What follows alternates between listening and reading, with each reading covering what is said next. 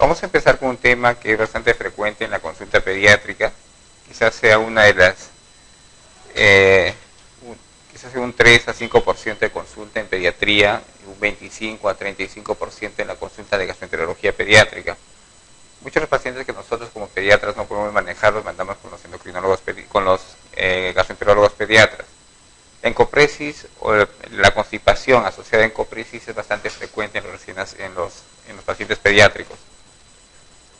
Entonces, muchas veces llegan a la consulta por cualquier otra patología, menos por estreñimiento. Entonces, haciendo una anamnesis nos encontramos con pacientes que, asociado a una patología, de repente como un cuadro respiratorio, un cuadro de repente urinario, presentan como antecedentes estreñimiento. Entonces, el estreñimiento es un problema frecuente en la edad pediátrica. Habíamos hablado de los porcentajes, más o menos un 0,3 al 8% de la población infantil. Es un gran porcentaje que llega a la consulta pediátrica. Y es más o menos un 25 a 35% de las consultas en la parte de gastroenterología pediátrica. Entonces, la clasificación para el manejo o diagnóstico, la clasificación en el estreñimiento lo usamos de acuerdo a Roma 3, ¿no? Y vemos algunos criterios, ¿no? Menos de 3 deposiciones a la semana, al menos un episodio de incontinencia fecal por semana, la existencia de posturas o actitudes de repente retentivas para evitar la defecación dolorosa, heces de gran diámetro en el recto o palpables a nivel abdominal durante el examen o deposiciones excesivamente voluminosas que obstruyen de alguna manera el inodoro. Entonces, esto es bastante frecuente y es importante hacer una anamnesis y preguntarle a la mamá. Lo que diga la mamá es importante en la consulta. 3 deposiciones a la semana. No siempre vienen con 3 deposiciones a la semana, pueden venir de repente un poco más, pero de repente con deposiciones un poco gruesas, dolorosas, con pujo, y terminan con fisura los bebés, ¿no? El hecho de que terminen con fisuras y haga dolorosa la defecación, entonces crea de alguna manera un pánico al bebé. Los bebés o los niños no quieren ir al baño, entonces hacen un círculo vicioso, se aguantan, retienen, y de alguna manera eso complica un poco más el estreñimiento, ¿ya? Entonces, durante el tratamiento, uno de los objetivos en el tratamiento es de alguna manera educar a la mamá y educar al niño para que de alguna manera se controle el estreñimiento. La defecación generalmente es dolorosa, por deposiciones gruesas, como habíamos mencionado, terminan en fisuras. Las heces son grandes, ¿no? Y que de alguna manera cubren o ocupan todo el recto. Y si uno hace el examen, entonces uno palpa de alguna manera las masas fecales. Entonces es fácil, la cuerda cólica que nosotros evaluamos en los adultos también podemos encontrar en los niños, ¿no? Y la presencia de fecalomas o de repente pequeñas masas fecales que fácilmente ustedes pueden encontrar en los flancos y en el hipocondrio. Entonces, cuando hablamos de constipación, lo que ustedes deben hacer es diferenciar una constipación aguda de crónica, diferenciar una constipación funcional de una constipación orgánica, ¿ya? La más frecuente es la constipación o el estreñimiento funcional. Entonces, lo que ustedes ven, o el 95% es funcional, lo que ustedes manejan con mucha frecuencia. El 5% viene a ser orgánica. Para eso ustedes tienen que estudiar. El estreñimiento no necesita un estudio. De alguna manera el diagnóstico se hace por clínica y lo que les diga el papá, la anamnesis o la mamá, ¿ya? Entonces, para el estreñimiento funcional hay varios factores. Hay factores genéticos, los hábitos de alimentación que son importantes, los hábitos de defecación y medicamentos que de alguna manera estreñen. Entonces, vamos a hablar un poquito sobre la parte orgánica. Cuando ustedes descartan la posibilidad de un estreñimiento funcional, piensen ustedes en estreñimiento orgánico. Orgánico significa que puede ser mecánico, que puede ser de alguna manera por una alteración estructural, una alteración anatómica, o de alguna manera una alteración metabólica. Entonces, signos de alarma que hacen sospechar una constipación crónica orgánica, ¿no? Eliminación tardía de meconio. Los bebés, como hemos mencionado en las anteriores clases, la defecación se da en las primeras 24 o 48 horas. Si el meconio demora, entonces sospechen ustedes de un problema orgánico, que puede ser metabólico, ¿no? Que puede de alguna manera ser mecánico o obstructivo. Entonces, constipación precoz. Generalmente las constipaciones o los estreñimientos funcionales se presentan en etapa más tardía en el gestante, pero se presentan a partir del segundo, tercer, cuarto mes. Pero si ustedes tienen estreñimiento en los primeros días, en las primeras semanas, y eso persiste o se mantiene, sospechen estreñimiento orgánico. Falta de respuesta al tratamiento médico. es fácil tratar, o aunque no es fácil tratar el estreñimiento funcional, pero de alguna manera ustedes lo manejan y lo pueden manejar en forma ambulatoria. Entonces lo que hacen ustedes en el estreñimiento funcional es mejorar de alguna manera la consistencia de las deposiciones. Ustedes lo que hacen es incrementar la cantidad de fibra, las deposiciones se hacen blandas o pueden usar laxantes. Si con eso o con la terapéutica o el tratamiento que ustedes han iniciado no hay respuesta al tratamiento, entonces sospechen ustedes en estreñimiento orgánico.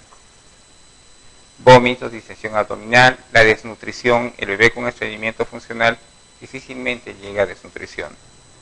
La constipación grave sin escurrimiento fecal. Algo que caracteriza al estreñimiento funcional es la encopresis. La encopresis es el escurrimiento. Se impacta tanto la ampolla que en un momento las deposiciones salen de forma espontánea. No hay control del esfínter. Entonces el bebé termina con encopresis. Ese es el escurrimiento. Eso es lo que ustedes no van a encontrar en un estreñimiento orgánico. ¿Ya? Entonces, una forma de hacer diagnóstico diferencial es buscando la encopresis. La encopresis obviamente la buscan en mayores de 4 años. Encopresis antes o menores de 4 años no. Síntomas de enfermedad neurológicos o sistémicos, ¿no? Busquen ustedes problemas metabólicos o el antecedente de problemas neurológicos. Un bebé con parálisis cerebral, ¿no? Un bebé que de repente con defecto del tubo neural, ¿no? Debe hacerles pensar o sospechar en un problema orgánico.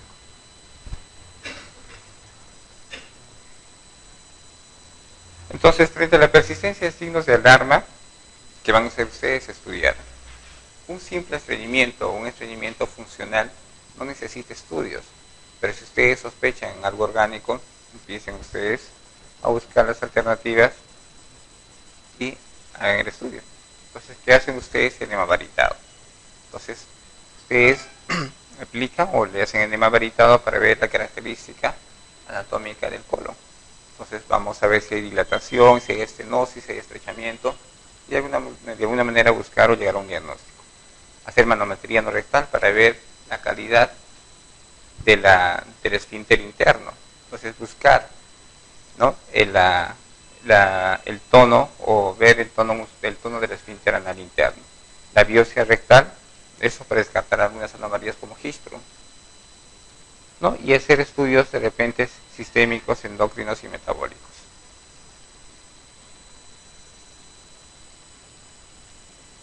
Entonces, si nosotros hablamos de enfermedad de Hirschsprung, puse eso de una manera para orientar o dirigir un poco la charla. Es para hablar de repente, y más adelante vamos a seguir comentando sobre Hirschsprung. Entonces, lo que determina el diagnóstico es la manometría rectal y la biopsia. Entonces, ustedes, ante la sospecha de Hirschsprung, ustedes hagan una manometría y una biopsia. ¿Ya? El gol estándar para el diagnóstico es la biopsia en la enfermedad de Hirschsprung. Elegir el examen adecuado de acuerdo a la sospecha. Si ustedes deben dirigir el examen de acuerdo a la sospecha. Si sospechan Hirschsprung, entonces biopsia, manometría. Si sospechan hipotiroidismo como causa de la constipación, entonces hacerle su tamizaje metabólico para ver o descartar. Buscar alteraciones anatómicas de la región anorectal y del colon. Buscar de repente ectopias, estenosis, ¿no? Estenosis adquirida del colon. Ya habíamos mencionado las secuelas de la enterocolitis necrotizante que se presentan más o menos entre el tercer o cuarto mes como complicación o secuela con una estenosis de colon. Alteraciones de la inervación, ¿no? Cuando hablamos de ganglionosis, hipoganglionosis o displasia neuronal, de alguna manera hablamos de enfermedad de Hirschsprung. Problemas extrínsecos, parálisis cerebral, lesiones de la médula espinal. Acá incluye todos los defectos de tubo neural. Alteraciones musculares, miopatías, ¿no? Hipotonía de la musculatura abdominal, trastornos endocrinos y metabólicos, ¿no? Lo que ustedes ya conocen como probable causa de estreñimiento, hipotiroidismo, diabetes, hipercalcemia, hipervitaminosis, intoxicación por plomo, etc. Entonces es importante recordar esto. La falta de ganglios hace pensar en enfermedad de Hirschsprung. Entonces, encopresis, ¿no? Escurrimiento puede ser de alguna manera retentivo. La encopresis, como ya he mencionado, difícilmente va a ser menores de 4 años. ¿Ya? Eso porque no tiene control el niño del esfínter. Entonces nosotros hacemos diagnóstico de compresis en pequeñitos que ya tienen control del esfínter. Hay varias preguntas en el examen que más o menos están relacionadas con la edad de la encopresis, ¿no? Ese diagnóstico diferencial con esa manifestación, si es un estreñimiento funcional o orgánico. Entonces, el tratamiento del estreñimiento es educación, desimpactación y vaciamiento del fecaloma, tratamiento si es que prevención, ¿no? de la reimpactación y reconocimiento de los hábitos normales. La educación es importante, ¿ya? Entonces explicarle a los papás que ese problema se puede resolver, y no solo a los papás, también a los niños entienden. Entonces que hay que educar, ¿no? el hábito de alimentación, de alguna manera incluir en su dieta las fibras. Entonces ustedes van a encontrar fibras en todas las frutas y vegetales verdes. Desimpactar. Antes de usar los laxantes, ustedes deben desimpactar. Esto por el riesgo de perforación intestinal. Si está impactado y usan laxantes, pueden, ¿no? de alguna manera incrementar la presión a nivel de la impactación y producir una perforación. Entonces, pueden hacer la desimpactación manual, ¿no? o usando de repente aceites para de alguna manera lubricar y poder extraer los fecalomas. Tratamiento de las fisuras. Lo que hacen ustedes es usar cremas que tengan corticoides, algunos de repente con antibióticos o antifúngicos. Esas fisuras se pueden infectar, entonces pueden asociar ustedes cremas, ¿no? que tengan corticoides, antibióticos y antimicóticos. La parte de prevención, entonces incluir en su dieta la fibra, ¿no? Y reconocimiento de hábitos normales. Enseñen a los bebés, de repente, o eduquen a los bebés a sentarse en el baño. El hecho de educar a los bebés, o la edad para educar a los bebés debe ser más o menos a partir de los 4 o 5 años. Antes no. ¿Ya? Entonces la educación sea a partir de esa edad. Antes lo que ustedes tienen que conseguir es la frecuencia de evacuación en forma diaria. No interesa si el bebé se hace o no en pantaloncitos. O sea, lo que ustedes tienen que hacer, o el objetivo que ustedes deben buscar es que las deposiciones deben ser diarias. Educación, ¿no? Desterrar los mitos, aliviar las culpas, o sea, de alguna manera tratar de quitar, cuando hablamos de eso, tratar de quitar el miedo, ¿no? al baño. Los bebés de alguna manera sienten terror de entrar al baño, no por el lugar, sino por el dolor que sienten al empezar con la defecación o con el acto de la defecación. Explicar las etapas del tratamiento y evaluar la dinámica familiar. Entonces el compromiso debe ser familiar.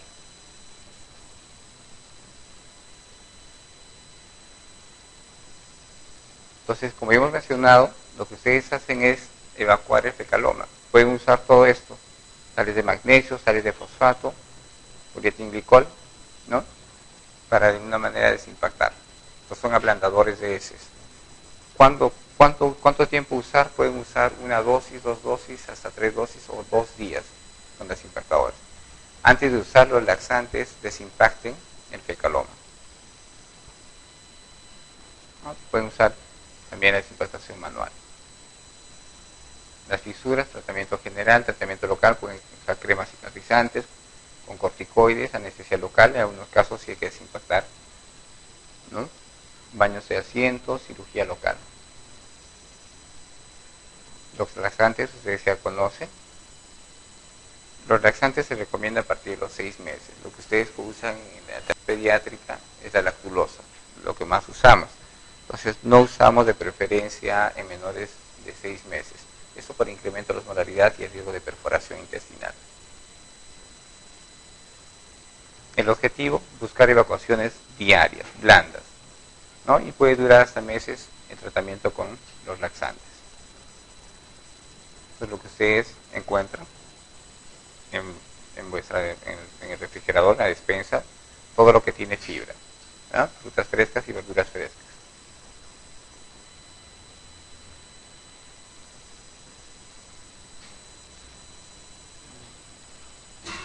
Materiales estimulantes de la defecación, pueden usar la glicerina, el manitol, que usamos, la lactulosa, que usamos en edad pediátrica. Los objetivos es establecer una evacuación periódica, restablecimiento del reflejo recto anal y utilización de la musculatura voluntaria, ¿no? En lactante lograr evacuaciones diarias. En lactante no nos interesa la educación todavía, ¿no? Pues la educación la vamos a hacer en los preescolares. A partir de los 4 o 5 años, ustedes deben de alguna manera incentivar al niño a que se siente en el baño durante 3 o 4 veces al día, después de las comidas. Esto para aprovechar el reflejo gastrocólico, ¿ya? Entonces, una vez ingresa comidita a la boca y llega al estómago, se produce el reflejo gastrocólico. Es en ese momento donde se inicia la defecación. Entonces, enseñar que se tome todo el tiempo que quiera, ¿no? De alguna manera que sea agradable la estancia durante la defecación, ¿no? O sea, que se sienta como un rey, y de alguna manera eliminar esos mitos, ¿no? Los bebés tienen miedo, creen que va a salir todo de la taza. Eduquen al pequeñito.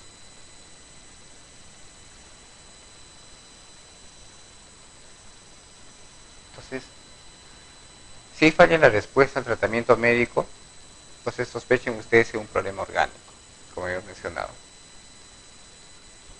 Entonces, en las casos orgánicas hacen biopsia, enema varitado, manometría.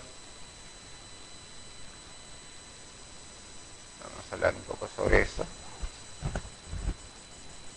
Entonces, tengan preguntas sobre el tema. Preguntas sobre estreñimiento. Otra cosa, en el estreñimiento siempre busquen infección urinaria en los niños, ¿ya?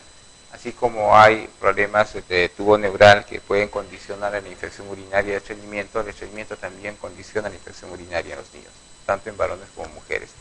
Esto por compresión de las vías urinarias. Entonces, todo niño que llega de repente con un cuadro infeccioso asociado a fiebre y el antecedente de estreñimiento probablemente sea infección urinaria, ¿ya? Entonces, dentro de los exámenes que solicitan ustedes, el examen de orina es uno de ellos, y el urocultivo.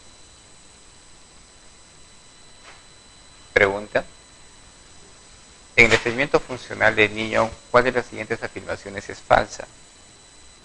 Los pacientes presentan con frecuencia rectorragia leve. La asociación con encopresis es infrecuente. La desimpactación de las heces es necesaria al inicio del tratamiento. Los niños retienen voluntariamente las heces para evitar el dolor y de la defecación. El tratamiento de mantenimiento suele durar hasta que se consiga un ritmo intestinal normal.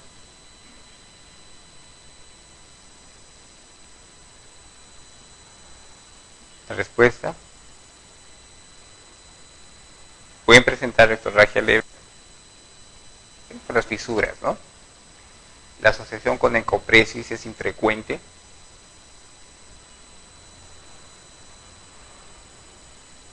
La desimpactación de las heces es necesaria al inicio del tratamiento.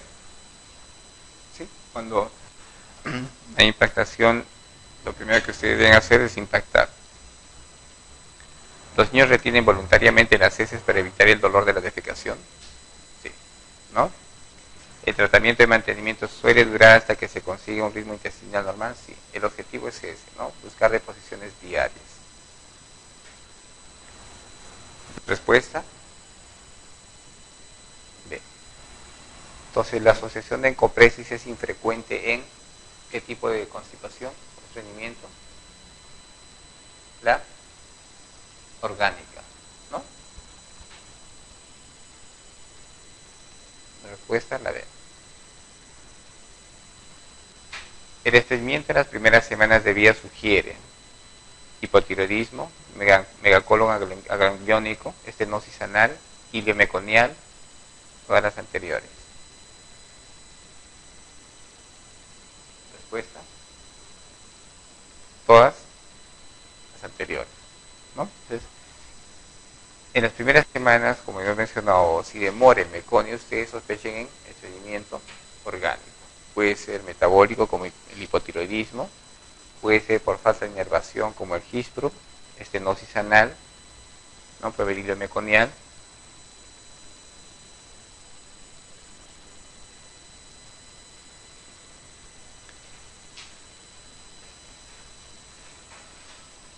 Hipertrofia de píloro. Esa es una patología frecuente en los lactantes. La incidencia es bastante alta, más o menos 1 en 3000, ¿no? Se puede definir como una enfermedad evolutiva, ¿no? No es inicio neonatal o no tiene carácter o inicio en etapa neonatal, se presenta más o menos entre la segunda y tercera semana y se da dando en forma progresiva, ¿no? Sea por hiperplasia de la musculatura del píloro que provoca una estenosis en el canal, ¿no? La incidencia, 3 por 1000, bastante elevado, ¿ya? Y es algo que se caracteriza más en los primogénitos, un 80%, y es una enfermedad más en los varones. Eso es importante, esa es pregunta de examen, relaciona bastante esto, ¿ya? Entonces, tiene una relación 4-1 con las mujeres, más en el sexo masculino. La estenosis hipertrófica de píloro se considera un fenómeno multifactorial, ¿ya? Esto por alteraciones neurales en los plexos inmaduros.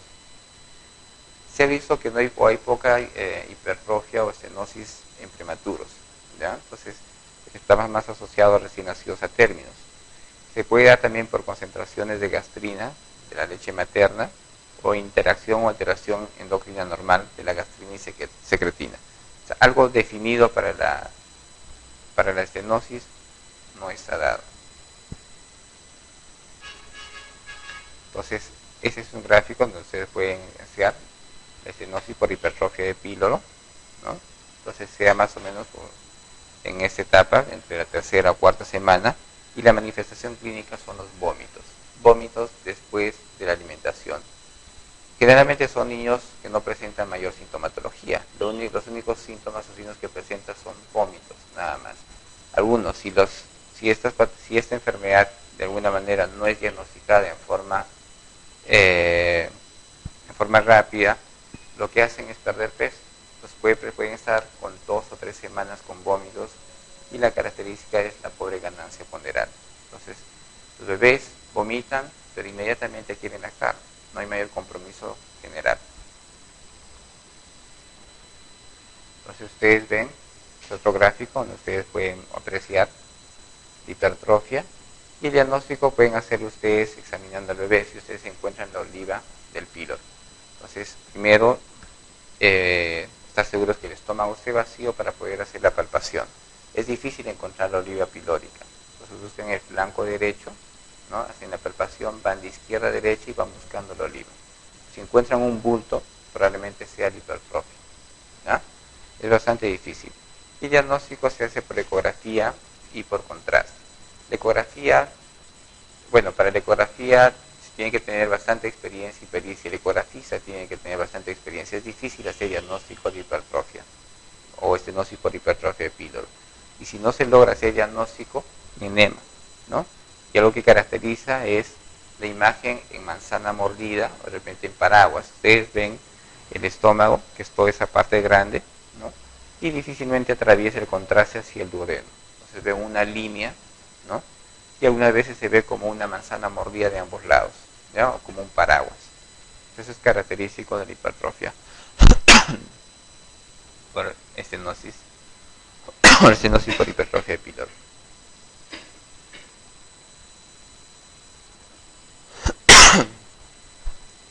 Entonces lo que se hace es hacer una plastilla del píloro.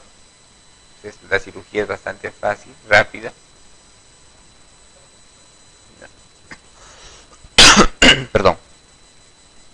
Entonces, debemos recordar en estenosis de píloro que es una manifestación en las primeras semanas de vida, se da más en varones, ¿ya? En los primogénitos.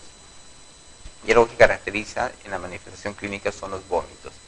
Y al presentar vómitos, el bebé va a perder electrolitos, iones.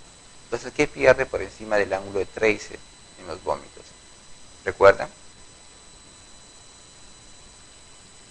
¿Qué se pierde cuando uno vomita? ¿Qué iones se pierden? El cloro, ¿no? ¿Qué más? El hidrógeno, algunas veces sodio y potasio, ¿no? Por debajo del ángulo de Tracer ustedes pierden sodio y bicarbonato, ¿no? Entonces, si el bebé pierde con los vómitos cloro e hidrogeniones, ¿cómo se va a manifestar en su medio interno? Va a tener una alcalosis, ¿Qué tipo? Hipo o hiperclorémica. Hipoclorémica, ¿no? Eso es importante. Entonces, es fácil recordar y eso es lo que les van a preguntar a ustedes. ¿Cuál de los siguientes hechos no suele estar presente en la estenosis hipertrófica de píloro de lactante? Vómitos copiosos, comienzo desde el nacimiento, estreñimiento, pérdida de peso, gran avidez por las tomas.